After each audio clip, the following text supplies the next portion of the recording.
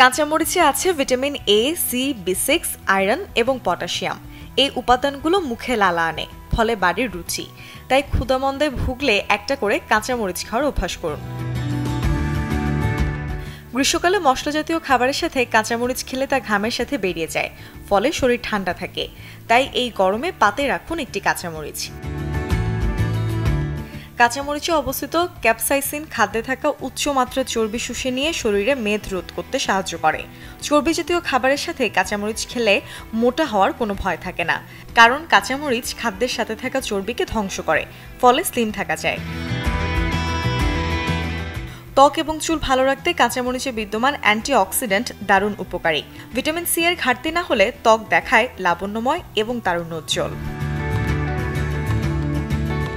প্রতিদিন একটি করে কাঁচামরিচ খেলে রক্ত জমাট বাঁধার ঝুঁকি কমে যায়, সাথে হৃৎপিণ্ডেরও বিভিন্ন সমস্যা কমে। কাঁচামরিচ মেটাবলিজম বাড়িয়ে ক্যালোরি পোড়াতে সাহায্য করে, ফলে নিয়মিত কাঁচামরিচ খেলে বাড়ে রোগ প্রতিরোধ ক্ষমতা।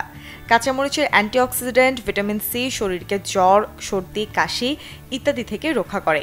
যে কোনো ধরনের কাটা ছেঁড়া কিংবা ঘা শুকানোর জন্য এটি খুবই উপকারী।